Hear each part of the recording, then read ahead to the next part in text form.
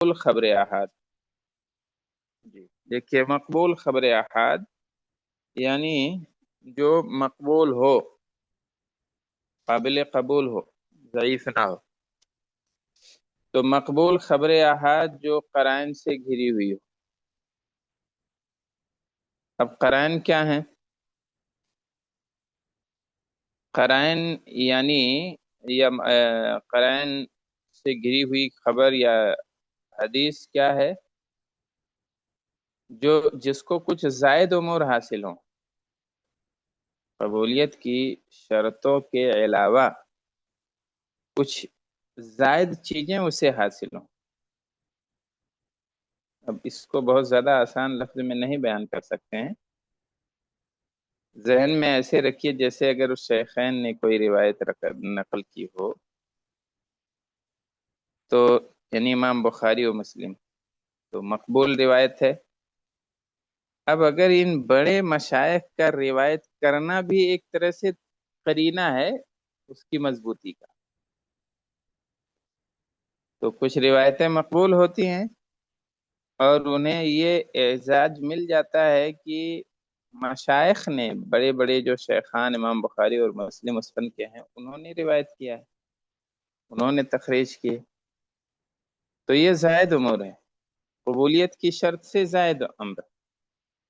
قبولیت کی جو 5 شرطیں ہیں وہ تو ہے ہی، وہ تو اس کے اندر پائی ہی جاتی ہیں، لیکن الزائد علی ما يتطلبه المقبول من الشروط، کہ مقبول کی جو شرطیں ہیں، قبولیت کی جو شرطیں ہیں، اس سے زائد امور سے یہ ملی ہوئی ہے. تو جب یہ زائد امور مل جاتی ہے مقبول خبر میں، مقبول حدیث میں، تو تزیدہ قوہ، اس کی قوت بڑھا دیتی ہے. وتجعل له میزہ، اور اسے ایک الگ خصوصیت دے دیتی ہے دوسروں کے مقابلے میں، ان مقبول خبروں کے مقابلے میں جو ان امور سے خالی ہوتے ہیں. بس اتنا سمجھیے کہ اگر محتف بالقرائن ہے کوئی مقبول روایت خبر، تو اسے زیادہ قوت مل جاتی ہے دوسروں کے مقابلے میں، وہ ذرا زیادہ مضبوط ہو جاتی ہے ان مقبول خبروں سے جو ان امور سے، ان زائد امور سے خالی.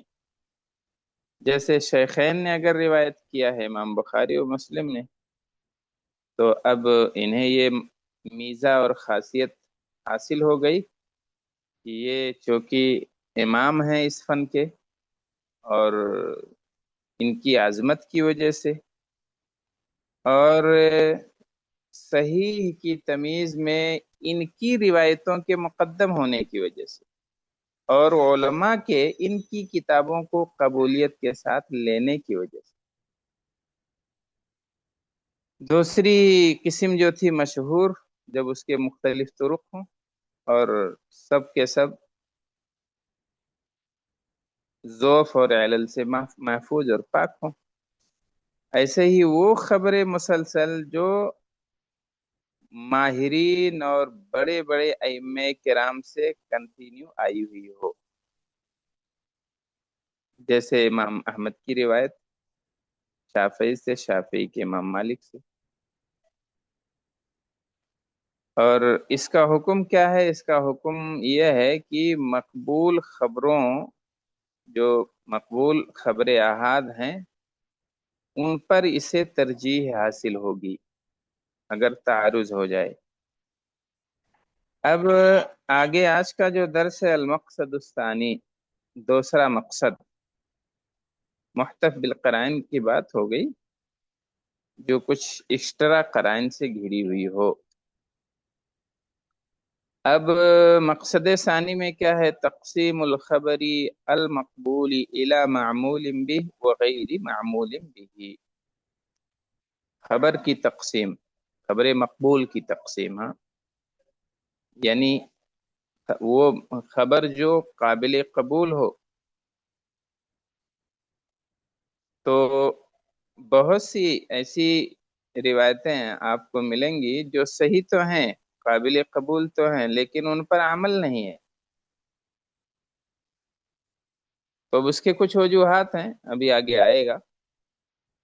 خبر مقبول کی دو قسمیں ہیں، معمول بھی اور غیر معمول بھی۔ معمول کا مطلب ہوتا ہے، مفعول ہے، معمول یعنی جس پر عمل ہو، معمول بھی جس پر عمل ہو رہا ہو، اور غیر معمول بھی یعنی جس پر عمل نہ ہو رہا ہو۔ وَيَنْبَثِقُ عَنْ ذَلِكَ نَوْعَانِ مِنْ أَنْوَاعِ عُلُومِ الْحَدِيثِ، اور علوم حدیث کی انواع میں سے اس کی بھی دو قسمیں بنتی ہیں۔ وہما، اور دو قسمیں کون کون سی ہیں؟ محکم و مختلف الحدیث، اور ناسخ و منسوخ۔ ایک ہے محکم و مختلف، اور دوسری ناسخ و منسوخ۔ تو اب پہلے محکم و مختلف دیکھ لیتے ہیں کیا ہے۔ یہ اصطلاح آئے گی جب آپ حدیث یا مصطلح پڑھیں گے تو اس میں یہ اصطلاح آپ کو ملے گی۔ محکم کہتے ہیں محکم حدیث ہے، مختلف الحدیث ہے، محکم ہے، مختلف ہے۔ الفاظ سے آپ اتنا بھی سمجھ لیجئے، ذہن میں ایک خاکہ بنائیے کہ محکم کا مطلب جو یعنی پختہ ہو، قابل عمل ہو، جو جس پر اتفاق ہو سب کا، اور مختلف یعنی جس میں اختلاف ہو۔ اور ناسخ منسوخ تو سمجھتے ہی ہیں۔ تو محکم و مختلف الحدیث، اب یہ محکم کیا ہے؟ محکم حدیث یا مختلف حدیث۔ محکم حدیث کی پہلے تعریف۔ تو محکم کہتے ہیں، تعریف المحکم لغتاً ہوا اسم مفعول من احکم بمعنى اتقن۔ احکم یحکم احکاما فہو محکم۔ تو محکم اس میں فاعل ہے، اور محکم کاف کے فتحے کے ساتھ اس میں مفعول ہے، احکم فعل سے، احکم فعل سے، اور اسی سے محکم ہے، محکم۔ تو احکم فعل سے اس میں مفعول ہے، اور اتقنا کے معنی میں ہے، بمعنی اتقنا۔ اتقنا کا معنی کیا ہے؟ مضبوط، پختہ۔ اسی سے متقن کہتے ہیں جو بہت پختہ ہو اپنے فن میں۔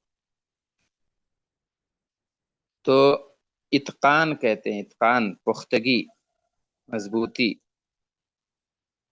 تو اتقنا کا معنی ہے پختہ۔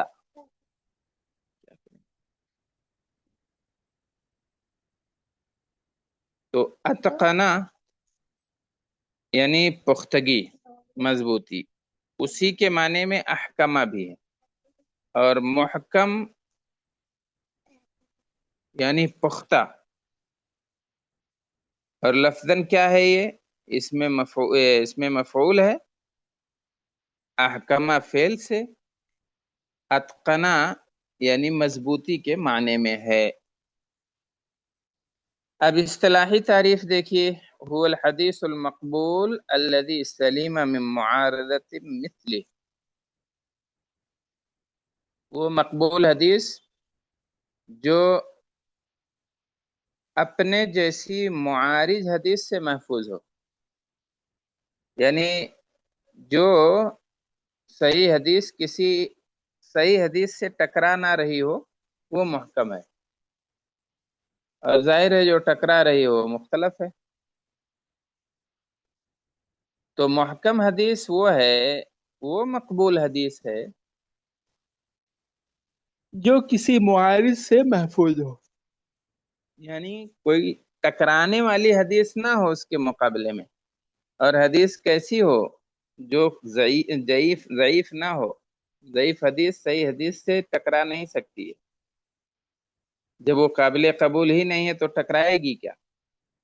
ٹکراؤ تب ہوگا جب سامنے بھی صحیح حدیث ہو،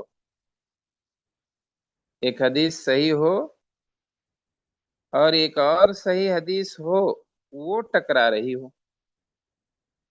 تو اسی لیے محکم حدیث کی تعریف کیا ہوئی کہ وہ محکم حدیث وہ مقبول حدیث ہے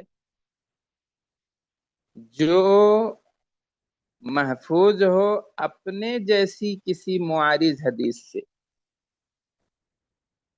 اپنے جیسی معارض، جو اپنے جیسی کسی معارض حدیث سے محفوظ ہو، یعنی اپنے جیسی کا مطلب یہاں ہے وہ بھی مقبول حدیث ہو. وَأَكْثَرُ الْأَحَادِيثِ مِنْ هَذَا النَّوْعِ، اکثر حدیثیں اسی نوع سے تعلق رکھتی ہیں.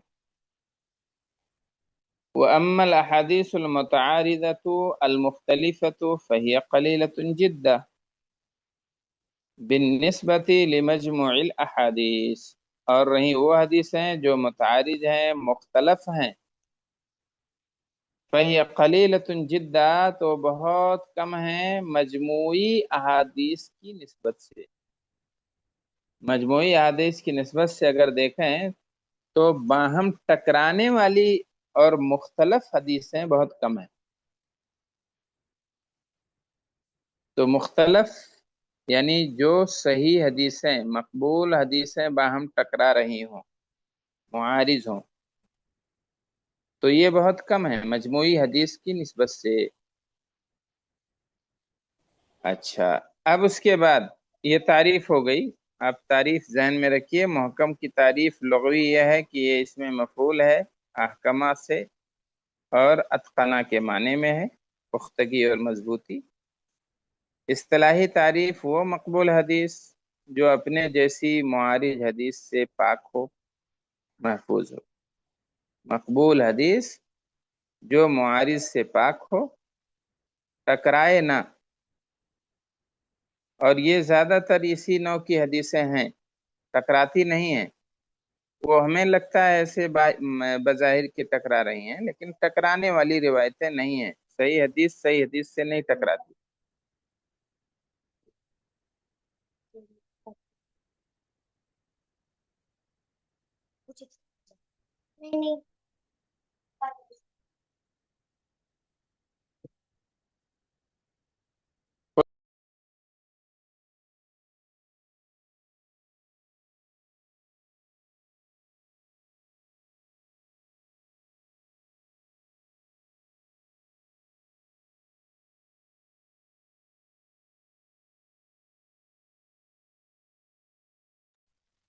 تو اپنے جیسی معارض حدیث سے وہ پاک ہو، اور اکثر حدیثیں اسی نوع کی ہوتی ہیں. باہم ٹکرانے والی حدیثیں بہت معمولی ہیں. اب دیکھیے مختلف کی تعریف بھی سمجھیے. مختلف الحدیث کیا ہے؟ لغتاً اسم فاعل ہے من الاختلاف، اختلاف سے، اختلف یختلف اختلافاً، تو اختلاف سے مختلف یعنی اختلاف کرنے والی، اور مختلف جس میں اختلاف ہو. مختلف یہ اس میں فاعل ہے، اور مختلف یہ اس میں مفعول ہے. حرکت سے حکم بدلتا ہے. دیکھیے تو یہ ذہن میں رکھیے، مختلف اور مختلف میں کیا فرق ہے، ایسے محکم اور محکم میں کیا فرق ہے. تو اب مختلف کہتے ہیں، لغوی تعریف اس کی یہ ہے کہ اختلاف سے اس میں فاعل ہے، اور ضد الاتفاق، اتفاق کی یہ ضد ہے. سب جانتے ہیں کہ اختلاف اتفاق کی ضد ہے. والمراد بمختلف الحدیث، اور مختلف الحدیث سے مراد الاحادیث التي تصلنا ويخالف بعضها بعضا في المعنى، وہ حدیثیں ہیں جو ہم تک پہنچی ہیں، التي تصلنا جو ہم تک پہنچی ہیں، ويخالف بعضها بعضا اور بعض کے خلاف ہیں معنی میں، یعنی یتضادان فی المعنی، دونوں میں وہ ایک دوسرے کے متضاد ہیں، معنی میں متضاد ہیں. معنی کے اندر ان میں تضاد ہے، اختلاف ہے. ایک کسی اور معنی کو بتا رہی ہے، دوسرا کسی اور معنی کا پر دلالت کر رہی ہے. تو یہ تضاد دانے دونوں ضد ہیں، دونوں الٹا ہیں معنی میں. وہ حدیثیں جو ہم تک آئی ہیں اور بعض بعض اور بعض مخالف ہیں بعض کے معنی کے اندر، یعنی حدیثیں آپس میں مخالف ہیں، متضاد ہیں۔ اصطلاحی تعریف کیا ہوئی؟ هو الحدیث المقبول المعارض بمثله مع امکان الجمع بینہما، وہ مقبول حدیث ہے جو اپنے جیسی حدیث کے معارض ہو، المعارض بمثله، اور وہاں تھا، ہاں وہاں بھی تھا معارض بمثله محکم میں، لیکن وہاں تھا سلیمہ من معارض بمثله، اور یہاں سلیمہ نہیں ہے، یہاں پہ کیا ہے کہ المعارض بمثله یا المعارض بمثله، جو اپنے جیسی حدیث کے معارض ہو، وہ مقبول حدیث جو اپنے جیسی یعنی مقبول حدیث سے ٹکرا رہی ہو، معارض ہو، مع امکان الجمع بینہما، ان دونوں کے بیچ جمع کے امکان کے ساتھ، یعنی تطبیق کی صورت ہو، دونوں میں تطبیق دی جا سکتی ہو۔ اے هو الحدیث الصحیح او الحسن، یعنی وہ صحیح حدیث ہوتی ہے یا حسن حدیث ہو، الحدیث یہی مقبول حدیثیں ہیں، یا تو حدیث صحیح ہوگی یا حسن ہوگی۔ تو کہتے ہیں صحیح حدیث یا مقبول حدیث کا مطلب یہ ہے کہ وہ حدیث صحیح ہو یا حسن ہو، الذي يجيء حدیث آخر مثله في المرتبہ والقوة، کہ اس کے مقابل میں ایک دوسری حدیث آئے، یا اسی جیسی ایک اور حدیث ہو، اسی جیسی مطلب اسی کا مقام مرتبہ وہی ہو، قوت وہی ہو، دونوں اسی درجے کی ہوں، دونوں میں قوت ایک جیسی ہو، تبھی تو ٹکراؤ ہوگا۔ وَيُنَاقِضُهُ فِي الْمَعْنَى ظَاهِرًا، اور بظاہر معنی میں تناقض ہو، اختلاف ہو، بظاہر ایسا لگ رہا ہو کہ دونوں میں ٹکراؤ ہے۔ وَيُمْكِنْ لِأُولِي الْعِلْمِ وَالْفَهْمِ الثَّاقِبِ أَنْ يَجْمَعُوا بَيْنَ مَدْلُولَيْهِمَا بِشَكْلٍ مقبول، اور ممکن ہو اہل علم کے لیے، والفہم الثاقب، تیز ذہن والوں کے لیے، پڑھے لکھے لوگوں کے لیے، اصحاب علم کے لیے، تیز ذہن والوں کے لیے ممکن ہو ان یجمعوا، کہ وہ جمع کر دیں، بین مدلولیہما، دونوں کے معنی کے بیچ، مدلول یعنی معنی، دونوں کے معنی میں تطبیق پیدا کریں، بشکل مقبول صورت میں، یعنی بظاہر آپس میں ٹکراتی ہوئی حدیثوں کے بیچ تطبیق اور توفیق دے دیں، اور اس کا معنی ایسے سمجھا دیں اور بتا دیں کہ دیکھیے دونوں کا معنی صحیح ہے، دونوں بظاہر ٹکرا رہی ہیں لیکن ٹکراؤ ان میں نہیں ہے۔ یہ ہے تطبیق دینا اور جمع کرنا، دو مخالف حدیثوں کے معنی کا صحیح تجزیہ کر کے اور دونوں کے بیچ میں تطبیق دے کے دونوں حدیثوں کو قابل عمل بنا دینا، یہ ہے تطبیق۔ تو تطبیق کون دے گا؟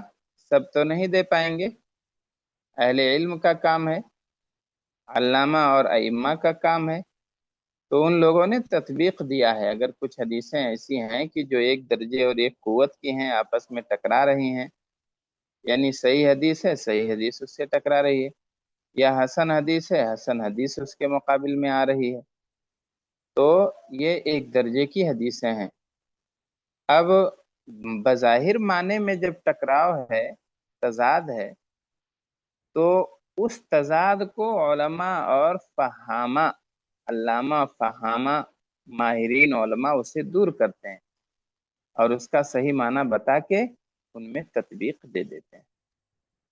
ابھی تطبیق دینے والی ایک مثال بھی آ رہی ہے، تطبیق کا مطلب کیا ہوا اور یہ کیسے تطبیق دیتے ہیں، دونوں کے معنی میں جمع کیسے کر دیتے ہیں، دونوں کو لائق عمل کیسے بنا دیتے ہیں۔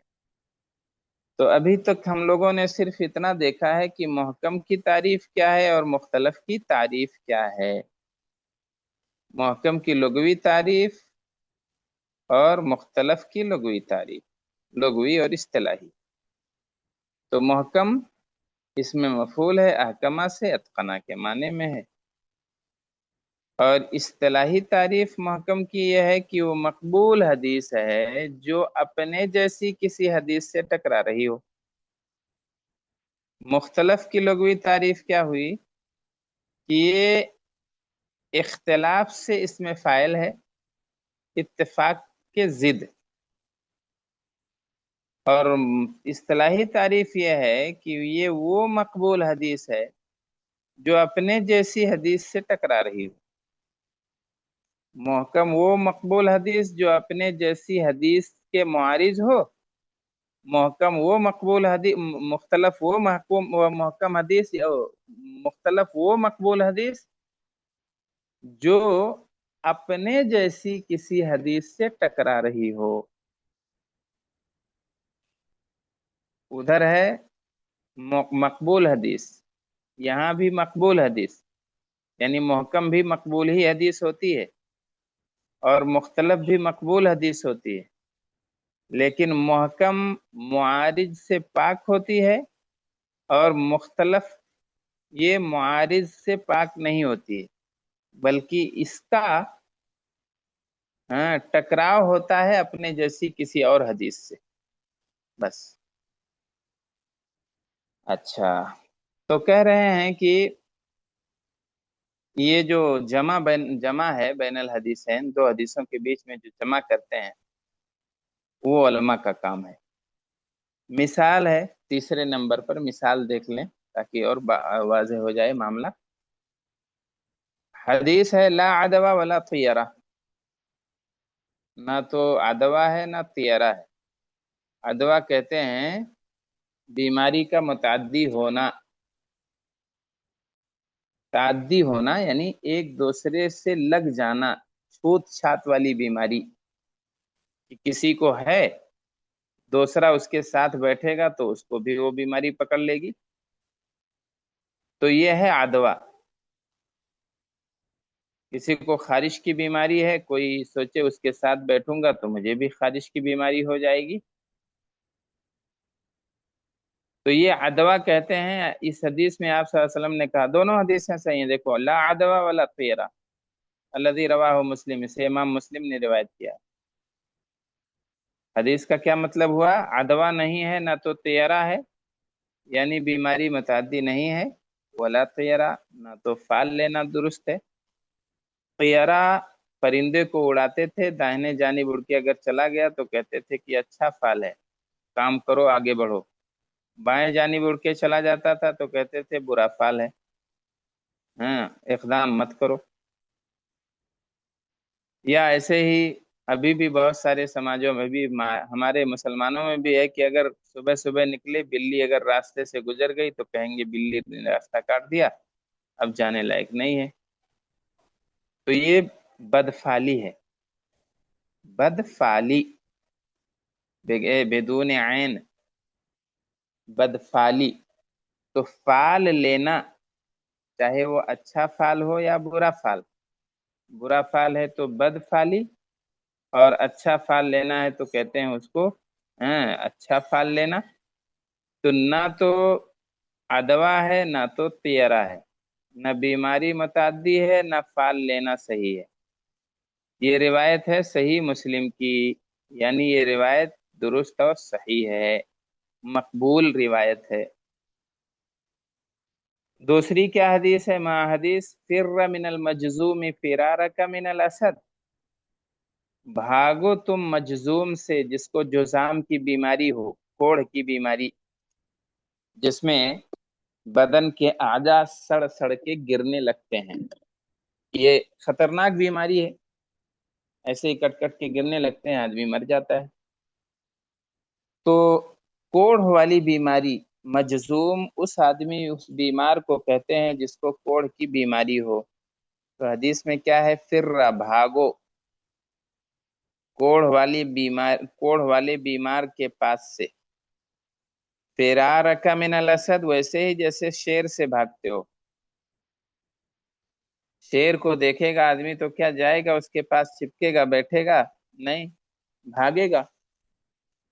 तो ऐसे ही मजजूम से भागो जैसे शेर से भागते हो। इसे बुखारी ने रिवायत किया है, यानी ये रिवायत शेखान की है। ला अदवा वला तेरा सही मुस्लिम में है, और फिर्रा मिनल मजजूम फिरारा का मिनल असद सही बुखारी में है। हदीसें दोनों एक दर्जे की हैं, सही हैं। अब टकरा रही हैं आपस में। पहली हदीस से तो मालूम ये हो रहा है कि ये छूत छात वाला कुछ मामला है ही नहीं, और दूसरी हदीस से पता चल रहा है कि नहीं, छूत छात का मामला है। इसीलिए तो शेर की तरह भागना है उस बीमार को देखकर, उससे दूर रहना है, बचना है। तो अब बजाहिर इसमें टकराव हो गया। बजाहिर ऐसा लग रहा है कि हदीसें आपस में टकरा रही हैं।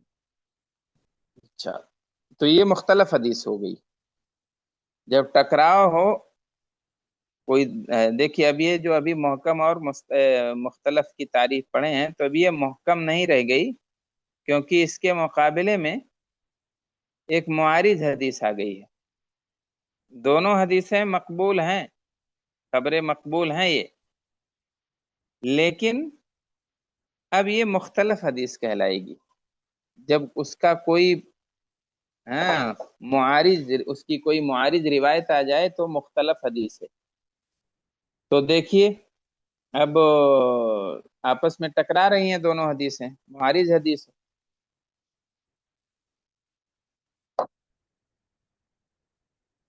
उलमा ने तत्वीक कैसे दी है?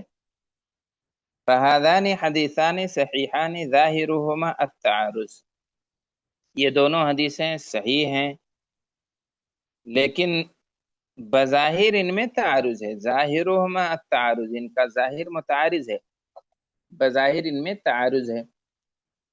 तो जब बज़ाहिर इनमें तारुज है तो तत्वीक कैसे हुई है? उलमा ने क्या तत्वीक दी है? अच्छा, देखिए, बज़ाहिर तारुज है। लिअन्न, कैसे तारुज है? लिअन्न अल-अव्वला यनफिल अदवा वस्सानी युस्बितुहा, क्योंकि पहली रिवायत से अदवा की नफी हो रही है, और दूसरी रिवायत से बज़ाहिर लगता है कि वो साबित है। एक रिवायत से लगता है कि छूत छात है ही नहीं, और दूसरी रिवायत से पता चलता है कि नहीं, छूत छात का सबूत है। तो दोनों में टकराव है। उलमा ने जमाअल उलमा बैनहुमा,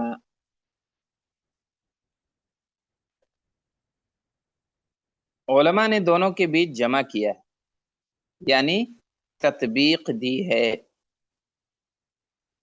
ववफ़क़ू बैन मअनाहुमा अला वजूह मुतअद्दिदा, वफ़क़ू और तौफीक दी है, यानी दोनों को मिला दिया है। तौफीक दी है दोनों के मानी के बीच में मुतअद्दिद तरीके से, मुख्तलिफ तरीके से दोनों हदीसों के दरमियान, दोनों हदीसों के माने के बीच में उन्होंने तत्बीक दे दी है, तौफीक दे दी है। यानी मुत्तफिक कहा कि दोनों मुत्तफिक हैं, अलग अलग माना नहीं है।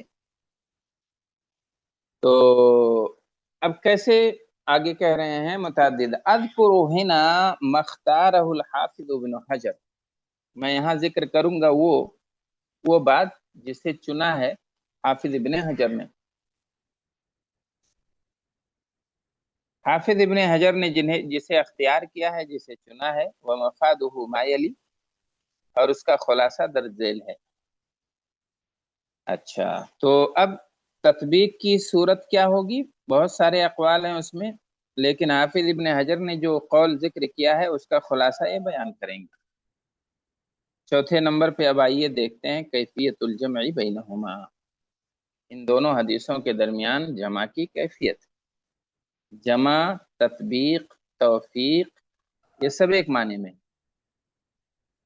अच्छा, तो कैसे जमा किया है उलमा ने? कैफियतुल जमई बैन हाज़ैन अल हदीसैन अन युक़ाल, इन दोनों हदीसों के बीच में जमा की कैफियत ये है कि ये कहा जाए کہ ان العدوى منفیتا وغیر ثابتۃ، کہ عدوہ یعنی چھوت چھات کی نفی ہے اور غیر ثابت ہے۔ عدوہ منفی ہے یعنی عدوہ کی نفی کی گئی ہے، چھوت چھات کی نفی ہے حدیثوں میں، اور وہ ثابت نہیں ہے۔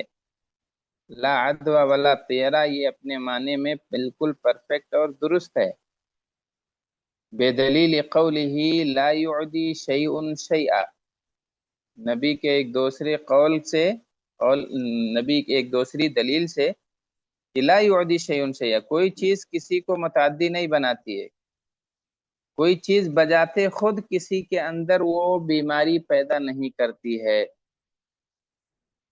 بلکہ بیماری دینے والی ذات کوئی اور ہے۔ بیماری کو بیماری نہیں بانٹتی، کسی کو بذات خود بیماری بیمار نہیں کرتی، بلکہ یہ رب کی مشیت اور اللہ کے حکم سے ہوتا ہے۔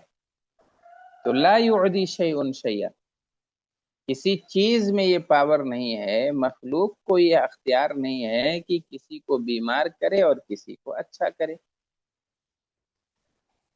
وَإِذَا مَرِضْتُ فَهُوَ يَشْفِينِ، جب میں بیمار ہوتا ہوں تو اللہ ہی مجھے شفا دیتا ہے۔ تو اللہ بیمار کرتا ہے، اللہ اچھا کرتا ہے۔ بیمار کرنے کا پاور کسی بیماری یا کسی مخلوق میں نہیں ہے۔ تو تطبیق کیسے دے رہے ہیں؟ کہتے ہیں عدوہ منفیہ ہے، چھوت چھات کی بیماری کی نفی ہے، ثابت نہیں ہے۔ نبی کا ایک اور قول ہے، دلیل ایک اور ہے، لا یعدی شیء شیئا۔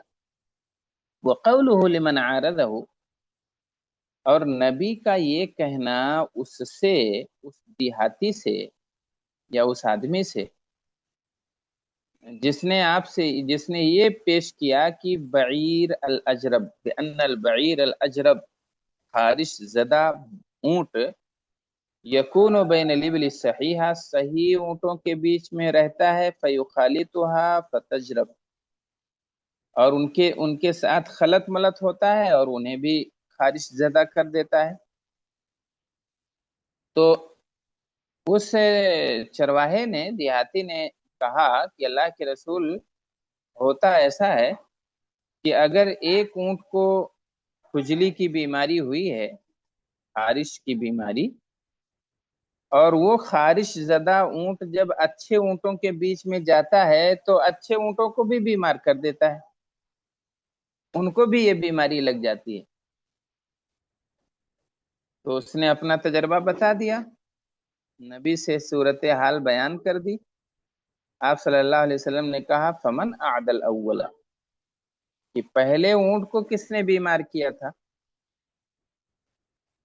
یعنی آپ صلی اللہ علیہ وسلم نے گویا کی عدوہ کی نفی فرمائی ہے، کہا فمن اعدل الاول، چلو ٹھیک ہے، مان لیے کہ یہ بیمار جو خارش زدہ اونٹ ہے یہ اچھے اونٹ کو بیمار کر دیا، لیکن پہلے اونٹ کو جو بیمار تھا، جسے خارش کی بیماری لگی تھی، اسے کس نے بیمار کیا تھا؟ تو یہ آپ صلی اللہ علیہ وسلم کا سوال اس بات کی دلیل ہے کہ عدوہ نہیں ہے، اور بیماری چھوت چھات نہیں بیماری میں ہے، یا چھوت چھات کا کوئی ثبوت نہیں ہے، متعدی نہیں ہے بیماری۔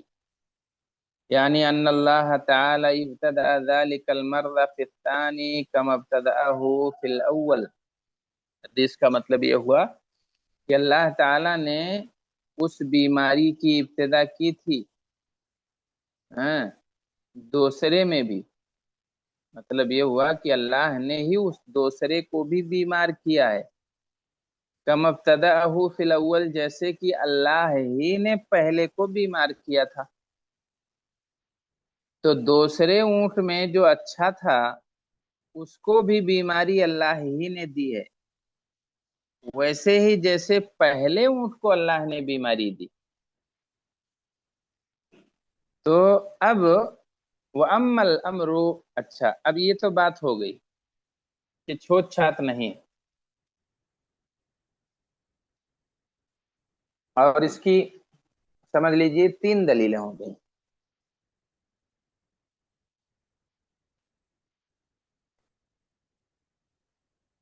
हम्म, आवाज नहीं आ रही है, शायद जा रही होगी। इसकी 3 दलीलें हो गई। एक तो ला अदवा वला तियरा, दूसरी दलील है ला युदी शैउन शैया, और तीसरी दलील उस आदमी से आपका कहना जो आया था और कह रहा था कि एक बीमार ऊंट दूसरे को बीमार कर देता है, तो आपने कहा फमना अदल अव्वल। इसका मतलब ये हुआ कि जिस अल्लाह ने पहले दूसरे ऊंट को बीमार नहीं, जिस अल्लाह ने पहले ऊंट को खारिश जदा किया या बीमार किया, उसी ने दूसरे को भी बीमार किया है। लेकिन अम्मल अम्रु बिल फिरार मिनल मजलूम, अब टकराव वाली बात आई। लेकिन आपका मजलूम से भागने का हुक्म देना, ये क्या है? जब बीमारी मुतअद्दी नहीं है तो भागने का हुक्म नबी ने क्यों दिया? क्यों कहा फिर्रा मिनल मजलूम फिरारक मिनल असद? तो कहते हैं फहादा मिन बाब सद्द जराए, बस ये सद्द जरिया के बाब से था। भागने का हुक्म देना नबी का, ये सद्द जरिया के बाब से है। सद्द जरिया क्या है? यानी गुमराही का दरवाजा बंद कर देना, बस बदअकीदगी का दरवाजा बंद कर देने के बाब से है कि बदअकीदगी ना फैले। कोई कमजोर दिल का आदमी है और किसी से जाके सलाम कर लिया और वो ये सोचे कि नहीं मैं तो बीमार नहीं होने वाला था, बस फलां से हाथ मिला लिया फलां मरीज से इसलिए मैं बीमार हो गया, इसमें अल्लाह पाक की कोई मशीयत वशीयत नहीं है, मैं होता ही नहीं बीमार अगर हाथ नहीं मिलाता। तो ये बदअकीदगी ना फैले, इसके लिए अल्लाह के रसूल सल्लल्लाहु अलैहि वसल्लम ने कहा कि कोढ़ वाले बीमार से तुम लोग दूर ही रहो, बेहतर है, ताकि अकीदा ना बिगड़ने पाए, अल्लाह पर एतमाद कमजोर ना होने पाए। बस ये मिन बाब सद्द जरिया, तो सद्द जरिया के बाब से है। अय लिअल्ला यत्तफिक लिश्शख्स अल्लज़ी युखालितु ज़ालिकल मजज़ूम हुसूल शैइन लहू मिन ज़ालिकल मर्ज़ बितक़दीरिल्लाहि इब्तिदाअन ला बिलअदवा अलमनफिय्या फयज़ुन्नु अन्न ज़ालिका कान बिसबब मुखालततिही लहू फयअतक़िदु सिहतल अदवा फयक़उ फिल इस्मि फउमिर बितजन्नुबिल मजज़ूम दफ़अन लिलवक़ूइ फ़ी हाज़ल इअ्तिक़ाद अल्लज़ी बिसबबिल वक़ूअ युसब्बिबुल वक़ूअ फिल इस्मि। यहाँ क्या बताया उन्होंने? सद्दे जरिया के बाब से। मैंने कहा जवाब हो गया, ये सद्दे जरिया के बाब से है। ये मत भूलना कभी कि जहाँ मजलूम से भागने का हुक्म है वो सद्दे जरिया के बाब से है। बस अगर कोई इतना भी बोल दिया तो जवाब पूरा हो गया। लेकिन समझना जरूरी है कि सद्दे जरिया यहाँ क्या है। तो वही कह रहे हैं, 3 सतर में 4 सतर में इस पैराग्राफ में उन्होंने ये बताया कि कहीं ऐसा ना हो कि एक आदमी जो जरा कमजोर इल्म और कमजोर अकीदे वाला है, अगर उस कोढ़ वाले बीमार के साथ उठता बैठता है और हाँ, इत्तेफाक से अगर या अल्लाह की तकदीर से अगर उसे भी वो बीमारी लाहिक हो गई, तो कहीं वो ये ना सोच ले कि फला आदमी के साथ उठने बैठने की वजह से मुझे ये बीमारी हुई है, और छूत छात की सेहत का अकीदा रख ले और गुनाह में पड़ जाए। लिहाजा अल्लाह के रसूल ने मजलूम से बचने का हुक्म दे दिया, ताकि इस गलत अकीदे में आदमी ना पड़े जो कि गुनाह का सबब हो सकता है। अब अगर कोई अगर ये अकीदा रखे कि नहीं अल्लाह अल्लाह की क्या मर्जी, वो तो बीमारी उसको लगी थी, मैंने हाथ मिला लिया मुझे भी बीमारी हो गई, क्योंकि वो छूत छात वाली बीमारी है। तो अगर कोई आदमी ये अकीदा रखे तो उसका अकीदा तो खराब हुआ और वो गुनाह में पड़ गया। لہذا اللہ کے رسول صلی اللہ علیہ وسلم نے کہا اس کی نوبت ہی نہ آئے، اس لیے بہتر ہے کہ دور ہی رہو، کوڑھی آدمی سے دور ہی رہو، تاکہ یہ سب معاملہ ہی نہ آئے، کسی کا عقیدہ ہی نہ بگڑے۔ سد ذریعہ کے باب سے اللہ کے رسول صلی اللہ علیہ وسلم نے رکنے کا حکم دے دیا۔ تو اب اگر کسی کا عقیدہ کمزور ہے اور اس کا عقیدہ خراب ہونے کا ڈر ہے، یہ بات دل میں آنے کا اندیشہ ہے کہ فلاں سے اختلاط کی وجہ سے بیماری ہوئی ہے، اس میں اللہ کی مشیت کا کوئی دخل نہیں ہے، تو ایسے کمزور عقیدے والے کے لیے بہتر ہے کہ ان سے دور ہی رہے۔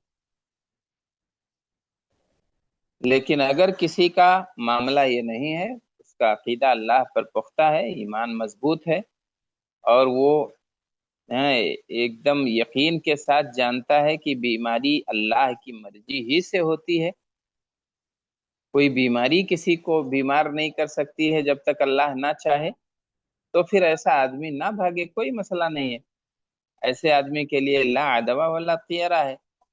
کمزور عقیدے کا آدمی ہے تو اس کے لیے فر من المجذوم فرارک من الاسد، یہ ہے۔ تو اب ترجمہ بھی میں کر دوں۔